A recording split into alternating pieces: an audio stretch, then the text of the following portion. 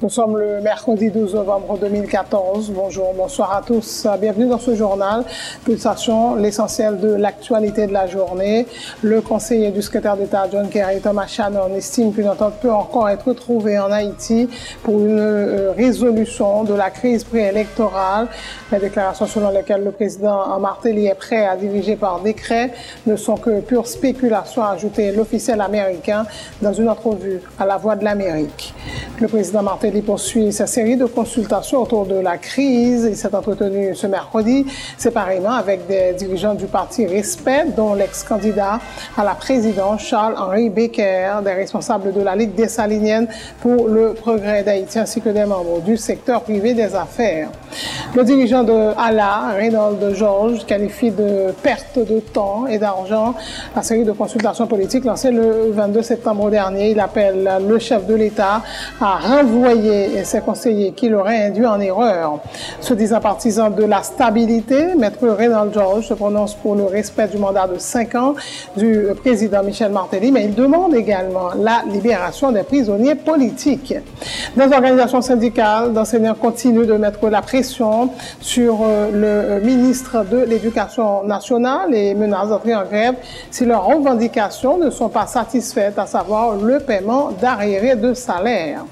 Les États-Unis et la Chine, les deux plus gros pollueurs du monde, se sont mis d'accord pour réduire leurs émissions de gaz à effet de serre. Des engagements salués par la France, mais qui laissent pessimistes certains analystes. Pour le nouveau chef des républicains majoritaires au Congrès américain, cet accord va uniquement faire augmenter les factures et le chômage. Craig Spencer, le jeune médecin américain qui avait contracté le virus Ebola en Guinée, a quitté mardi l'hôpital de New York où il était soigné. Il s'agissait du dernier cas d'Ebola recensé aux États-Unis. Le président Barack Obama salue son dévouement et sa compassion dans le combat contre cette maladie. En sport, le Brésil a déroulé 4-0 ce mercredi en amical contre la Turquie avec un nouveau doublé de Neymar, auteur de ses 41e et 42e buts en sélection. Pour sa part, l'Argentine, qui a enregistré le retour de Carlos Tevez après 3 ans d'absence, s'est imposé 2-1 contre la Croatie avec un but de Messi sur penalty. La star allemande des Dallas Mavericks, Dirk Nowitzki, est devenu mardi à 36 ans le 9e meilleur marqueur de l'histoire de la NBA et le meilleur étranger en inscrivant 23 points lors de la victoire de Dallas face à Sacramento, totalisant 26 953 points depuis ses débuts en NBA en 1998.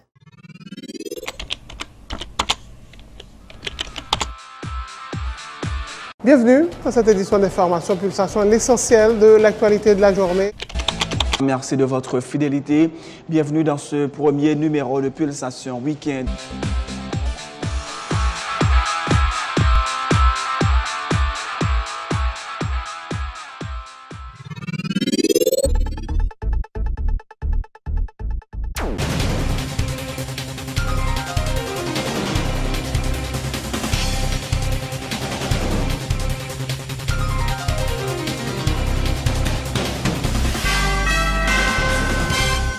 Bien, chef, bonjour, bonsoir et bienvenue dans le développement du journal. Le conseiller du secrétaire d'État, John Kerry, Thomas Shannon, estime qu'une entente peut être trouvée en Haïti pour une résolution de la crise préélectorale. Les déclarations selon lesquelles le président Martelly est prêt à diriger par décret ne sont que pure spéculation, a indiqué Thomas Shannon dans une entrevue accordée à La Voix de l'Amérique. Il affirme que l'exécutif et le Parlement cherchent tous deux à trouver une solution à leur manière et que le président Martelly a fait beaucoup d'efforts pour apaiser les inquiétudes de l'opposition. Thomas Shannon, qui est en Haïti le 30 octobre dernier, a indiqué que sa visite s'inscrivait dans le cadre des efforts de son pays pour aider à une entente susceptible de favoriser l'organisation des élections dans le pays. Le président Michel Martelly poursuit sa série de consultations autour de la crise politique.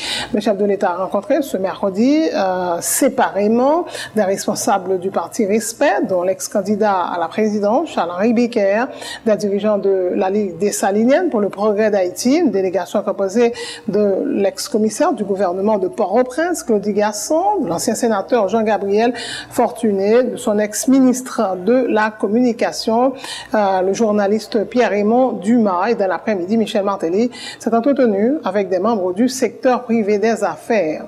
Le leader du Parti Respect, Charles-Henri Becker, affirme avoir réitéré auprès du chef de l'exécutif, de ses conseillers, la position de son parti favorable à l'application de l'article 289 de la Constitution traitant de la formation d'un CEP pouvant inspirer confiance dans la perspective de l'organisation d'élections crédibles. Charles-Henri Becker dit croire que la crise peut être résolue avec de la volonté politique. Bon, un compte cordial et nous-mêmes respectons nos positions très claires, son position constitutionnelle, et c'est lui nous réitérer avec le gouvernement, avec l'exécutif là, que nous croyons dans l'article 289 là, qui lui-même va permettre que nous ayons un CEP sans force côté, qui va permettre que nous gagnions des élections qui, eux-mêmes, leur fini, le peuple a content des résultats. Et nous avons parlé tout de prisonniers politiques qui sont dans le pays. Et l'exécutif a dit nous que eux-mêmes ne sont pas au courant des prisonniers politiques. Mais nous dit que il y a un effort pour faire vis-à-vis de justice là, pour que les gens qui sont en prison depuis quelque temps, que ils attendent de juger et si pour laguer, pour laguer. Sous application article 289 Constitution, qui ça, président? Bon, et l'a coûté, et ces consultations l'a fait avec plusieurs partis, sociétés civiles et autres, et l'a regardé pour voir qui ça qui a plus bon pour payer. Monsieur Becker, vous pensez que consultation ça a débouché sur un bagage de sérieux? Et si il y a une bonne foi, bonne volonté, la paix sorti son bail sérieux. Si il y a une mauvaise foi, mauvaise volonté, et nous pourrons continuer avec la crise. Par deux articles 289, est-ce que Respect fait leur proposition le président Michel Martelly? Bon, et nous remettons M. Martelly un document que m'a fait le devoir de vouer le bail à la presse. Et un grand bagage que nous dit, c'est que nous réalisons que, étant donné que c'est l'exécutif qui lui-même qui vient pour assurer bonne marche pays, et dans le document, nous est très clair que c'est l'exécutif qui porte blâme pour la situation qui est dans le pays. Monsieur Becker, il y a plein de monde qui pense que cette série de consultations, ça, au président fait, c'est pour passer temps. Est-ce que vous-même, selon tout le monde qui a fait opinion ça au passé ou pas, venez participer dans aider le président à passer temps?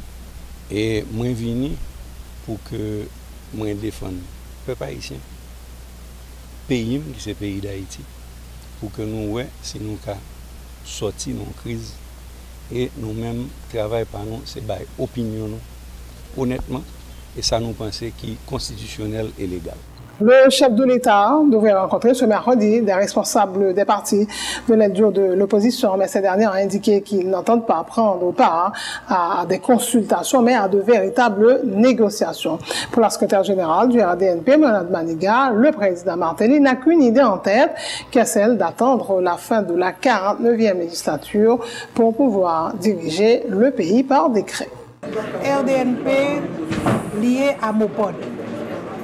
Ce qui veut dire que toute position que RDNP est capable de prendre, c'est position Mopod. Et dans Mopod, nous avons un système de travail qui fait que chaque monde vient avec idée pali, suggestion, et nous fixer une position. L'être là, c'est vraiment le résultat de consensus. Madame Maniga, il y a un peu de monde qui estime que la position que nous adoptons par rapport avec l'invitation, ça est capable de prêter le flanc à projet, à vérité que le président de la République veut diriger par décret à partir de... Non, c'est pas nous-mêmes. Il dit tant de fois déjà. Je crois que son monde va attendre lui, parce qu'on va l'attendre, il dit déjà plusieurs fois. Ce n'est pas l'attitude de tel parti politique ou de tel autre qui fait que ça bat l'encouragement pour le faire. Il est décidé à le faire. Depuis longtemps, il a annoncé. Dans le campagne, il a frotté main, il a demandé qui l'heure pour 12 janvier ça arrive, qui l'heure pour 12 janvier ça arrive. C'est ça, il y a tant. De sorte que ce n'est pas nous-mêmes qui avons provoqué lui, de faire que le prend en position, ça, il était déjà gagné. Mais il n'y a pas de négociation jusqu'à présent. Monsieur, c'est consultation à faire. Et nous-mêmes, dès le départ, nous dit nous-mêmes, nous pas de consultation. Nous pensons que le problème pays est assez grave. Ce n'est pas un problème électoral seulement. Il y a des problèmes de fond que nous sommes capables de discuter avec lui pour nous voir si nous sommes capables de jouer un terrain d'entente, mais dans le cadre d'une négociation. Qui est-ce qui est leader de l'opposition? Pas un leader de l'opposition. Il y a plusieurs. Et nous avons espéré Mme Maniga candidat à la présidence sur la prochaine compétition électorale. Attendons. Pour l'instant, ce n'est pas la question primordiale. Le sénateur de l'EPL, Mélius Hippolyte, plaide également en faveur de véritables négociations entre les acteurs de la crise. L'élu du Nord-Ouest exprime ses inquiétudes par rapport à une éventuelle aggravation de la situation sociopolitique si les protagonistes ne s'accordent pas sur la façon dont le pays devrait être dirigé après le deuxième lundi de janvier 2015. Situation politique là réellement est difficile. Et je pense qu'il faut avoir une boule cristal pour ouais qui ça qui peut arriver. Et tant que plusieurs gens dans l'opposition a dit, moi je crois que c'est des véritables négociations qui pour faire, ce n'est pas une consultation. Moi je crois dans le dialogue, mais il faut le dialogue là montrer que la débouché sur quelque chose de positif parce que personne n'est pas capable, alors peut-être véritable acteur, personne n'est pas capable vraiment, ou bien, t'as aimé et arriver dans le deuxième lundi du mois de janvier sans pas gagner un parlement côté, et tant que ça a déjà annoncé, pour gagner une gouvernance par décret, et ça va rougir un peu le monde dans la population, surtout et orientation que groupe et opposition à bail pour gagner couper route, pour gagner caoutchouc, manifestation, arrestation, leader politique et pour gagner une instabilité si nous ne pas voulons arriver dans tsunami politique que un peu le monde prévoit après et deuxième lundi de janvier, et bien faut nous voir qui solution qui est capable et possible pour nous empêcher toute dérive qui est capable d'arriver après deuxième lundi de janvier qui pourra demander pour président parti. Le dirigeant de l'ALA, Reynald Georges, qualifie de perte de temps et d'argent la série de consultations politiques lancées le 22 septembre dernier. Ce sont des pourparlers qui n'aboutiront à rien, a dit Maître Georges, qui appelle le chef de l'État à congédier ses conseillers. Ces derniers qui auraient leur propre agenda l'ont malheureusement induit en erreur. Se disant partisan de la stabilité, Maître Reynald Georges se prononce pour le respect du mandat de 5 ans du président Michel Martelly, mais il demande parallèlement la libération des prisonniers politiques. Suivez. Le gouvernement a fait une série de discussions. Ouais, je préfère pas parler. C'est que le gouvernement a échoué. Il faut nous dire que Jean Li a échoué au motif sur le plan politique. Parce que il y a 4 ans passés, il n'a pas fait aucune élection. Et le peuple a qui ça peuple a demandé renouvellement monde qui l'a yo puis on des meilleurs représentants qui peuvent servir au mieux. Moi je veux dire que le gouvernement a échoué et toute série de consultations ne va pas mener aucun côté. Et songez bien, dans le show, le premier monde qui devait sur table là c'est moi. Je dis bah ça sont démagogie m'balade dans mal qui passe rien, perte de temps, perte d'argent etc. Ça ne va pas servir à rien m'balade de nous pour ça. Le premier bagage pour le président Martelly fait, c'est pour t'a changer conseiller qui mène nous là. Tout le pas changer conseiller qui a un plan par eux-mêmes et que le président Martelly pas jamais ouais. Pas aucun rien pour le faire. Et m'a pas la prière pour nous pas tomber dans des bousailles. Mais moi m'a dit non bagage sérieux. M'pas pour président Martelly aller à ça m'baladan parce que moi j'aime stabilité. Je voulais président Martelly transmettre pouvoir à un président que le peuple n'a pas choisi puis devant. Parce que couper là, c'est des besoins. Moi, je ne suis pas pour des autres là. Mais cependant, prisonniers politiques, il faut la guerre. Il est responsable de ce qu'il a fait élection dans le pays. Parlement responsable, l'exécutif responsable. Parce qu'il a fait président, Matéli comprenne. Conseiller, il a pris le Parlement à l'usure pour venir gouverner par décret, pour faire élection, pour rafler toute portion. On va chimérique net. Autre nouvelle, le secrétaire d'État à la production animale, Dr Michel Chancy, fait état d'une amélioration de la capacité de production locale, concernant notamment celle des œufs, passée de 1 à 3 millions. Se félicite Dr Chancy, soulignant que le gouvernement entend continuer à mettre en place des structures pour encadrer les producteurs locaux. Dr Chancy rappelle que sur l'année fiscale, que les Haïtiens importaient du Brésil et des États-Unis plus de 200 millions de dollars de produits avicoles et que les importations en riz ont frôlé la barre des 250 millions de dollars, ce qui a-t-il dit traduit une forte dépendance du pays pour ce qui est des exportations de ces produits en vue de satisfaire la consommation locale. Et chiffre importation yo montré que l'année passée, qui s'est passée l'année fiscale là, nous importé pour près de 200 millions de dollars cuisse poule qui sortit principalement aux États-Unis et au Brésil. Et nous importer pour près de 250 millions de dollars du riz. Donc, pays a une série de produits nous très déficitaires et nous estimons que ça nous mangeait à 48% seulement les provenus de demande nationale. 48% c'est déjà un bagaille, mais dans les années 80, nous avons produit 81%. En 1980, nous avons produit 81% de ça nous avons mangé. Ensemble, entre les efforts que l'État fait pour mettre contrôle sanitaire là, entre autres, qui a créé des conditions pour les gens intéressés à investir. Et c'est ça qu'on a fait et c'est une bataille qu'il faut nous mener avec nous. En attendant tout, il faut nous créer des autres conditions. Tant que là, on a travaillé d'arrache-pied pour nous mettre sur pied une banque de crédit agricole pour augmenter la disponibilité de l'argent. Pour les gens qui déjà ont un corps qui veulent investir, il faut être capable de joindre un appui financier tout. Parce que dans tout pays du monde, l'investissement privé est toujours marché tout avec des prêts. Donc c'est ensemble de mesures ça qui fait que quand même une progression qui fait. Une progression, nous toujours répété plusieurs fois ici là. En 3 ans, production d'œufs par exemple, est passé de 1 million d'œufs par mois à 4 millions. Qui pourquoi suffit. Mais ça a montré que là nous travaillons ensemble avec le secteur privé, progression a fait. Et qui fait que nous sommes capables d'espérer que 3, 4, 5 ans, nous allons arriver dans des niveaux qui sont beaucoup plus élevés.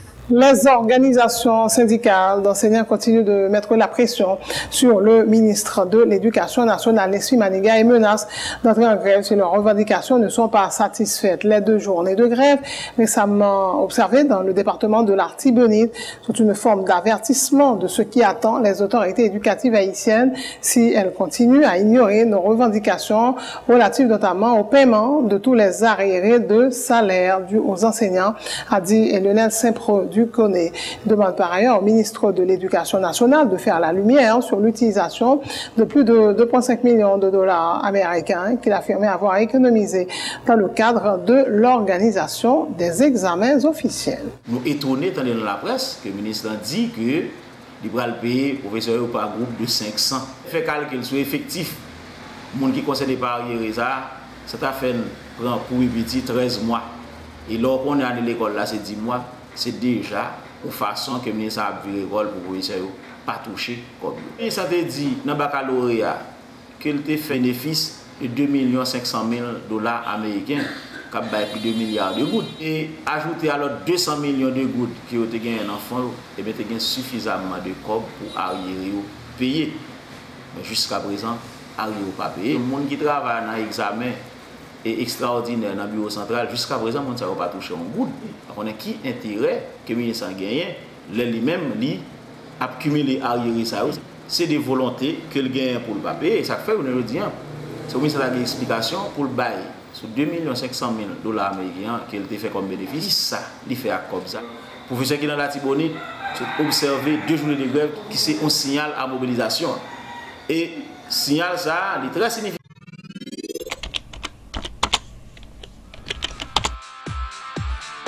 Bienvenue dans cette édition d'Information Pulsation, l'essentiel de l'actualité de la journée. Merci de votre fidélité. Bienvenue dans ce premier numéro de Pulsation Week-end.